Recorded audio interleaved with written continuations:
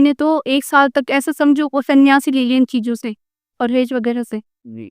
तो उस वजह से हमें भी थोड़ा लगा 3-4 महीने निकल गए। तो वो तो था, सुना था कि आयुर्वेदिक ऐसी है कि जिससे जड़ से बीमारी खत्म टाइम लगता है और एलोपैथिक में ऐसा नहीं होता। और जहाँ तक मैंने सुना ना कैंसर के बारे में, तो अधिकतर ऐसे सुना कि कहीं पे भी इलाज नहीं है। लेकिन यहाँ पे आने के बाद मुझे कॉन्फिडेंस लेवल मेरा पक्का हो गया कि हाँ, मतलब कोई ऐसा भी आश्रम हो और ऐसे भी राजस्थान में अपने यहाँ पे ऐसी भी कोई जगह है जहाँ से कैंसर का मतलब परमानेंट इलाज होता है। दीदी आपका नाम बताएंगे? मेरा नाम नंदिनी हड़ा है। कहाँ रहते हैं आप? मैं किशनगढ़, अजमेर किशनगढ़ के पास रहती हूँ। अच्छा अच्छा। तो कौन बीमार थे आपके घर में? मेरी मम्मी है। अच्छा। वो क्या हाउसवाइफ है? हाँ। अच्छा। तो कैसे पता चला बीमारी डिक्लेयर होने से लगा के यहाँ तक आए, जिसका कुछ बताएंगे? यहाँ तक हाँ हाँ, जैसे कैसे पता चला कि बीमार हुए हो? ये मतलब पहले मेरे बुआ जी थे ना, उनको भी कैंसर था। जी। तो उन्होंने यहाँ की औषधि ली, लेकिन उन्होंने प्रॉपर नहीं ली, ना कोई परहेज रखा। उस वजह से वो तो शायद रही नहीं। लेकिन मेरी मम्मी ने तो 1 साल तक ऐसा समझो वो संन्यास ही ले लिया इन चीज़ों से, परहेज वगैरह से। जी। तो उस वजह से हमें भी थोड़ा लगा 3-4 महीने निकल गए। तो वो तो था, सुना था कि आयुर्वेदिक ऐसी है कि जिससे जड़ से बीमारी खत्म टाइम लगता है और एलोपैथिक में ऐसा नहीं होता।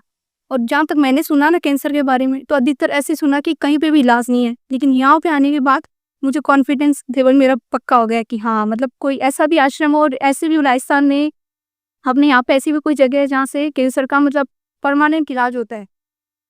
जी। अच्छा।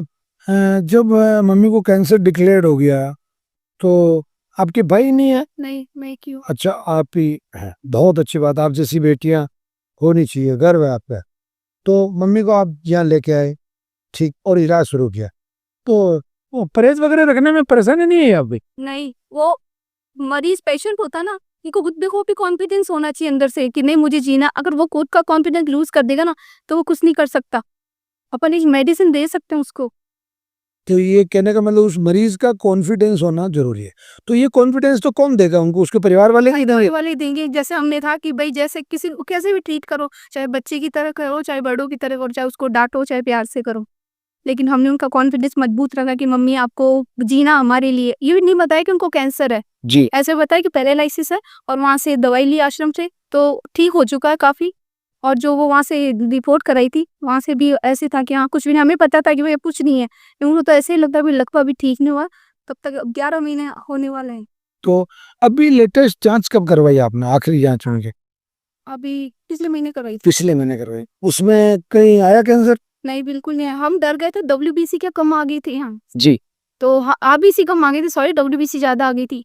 तो हम घबरा गए। मैंने कहा क्योंकि हमने कभी इस बीमारी में भी वो इन्वॉल्व नहीं थे ना इतना। तो वहाँ गए तो फिर डॉक्टर ने कहा कि WBC है तो इसमें तो कोई प्रॉब्लम है, आपके तो कुछ भी हो सकता है। फिर हम इसको एक रिपोर्ट को लेके जयपुर गए, तो वहाँ के डॉक्टर ने कंफर्म किया कि कुछ भी नहीं। किसने कहा कि WBC तो नॉर्मल बुखार होती है, जुकाम हो तो उसमें भी हो सकता है, तो उसमें टेंशन लेने की बात नहीं है। जी। तो फिर मतलब कैंसर वाली जो जांच थी वो बिल्कुल नॉर्मल थी? नॉर्मल आ गई। अच्छा। अभी मम्मी खाना वाना कैसे खा रहे हैं? खाना जो पहले था, नहीं, परहेज तो रख रहे हैं, पहले परंतु मतलब वो जो खाना उनको दिया जा रहा है, जैसे पौतान आटा है या मूंग है, तो ये चीजें आसानी से खा रहे हो? आसानी से। अच्छा, नींद कैसे आ रही है उनको? नींद भी अच्छी है, दिन में भी सो जाते हैं, रात को भी सो जाते हैं। अच्छा अच्छा। अच्छा, एक विशेष तौर से हमारे कैंसर चिकित्सा में जो मानते हैं लोग बाग कि उनका जो ग्लो होता है, चमड़ी की जो चमक होती है चेहरे की, वो कैसी है? अभी तो ऐसा कलर है कि मैं भी उनके आगे फेल हूँ। अच्छा अच्छा। और पहले उनके कलर में क्या हुआ था? पहले ऐसे था, डलनेस थी, जस्ट यहाँ पड़ी हुई। पहले टाइट लिप, पहले जो कैंसर के पहले था ना वो टाइट स्किन थी, लेकिन इसके होने के बाद थोड़ा ऐसा लगा। फिर भी वापस देखो वो का वही वापस आ गए। मतलब एकदम रूटीन में जो हाँ, अच्छे वाले हो गए। अच्छे वाले हो गए। हाँ। अच्छा।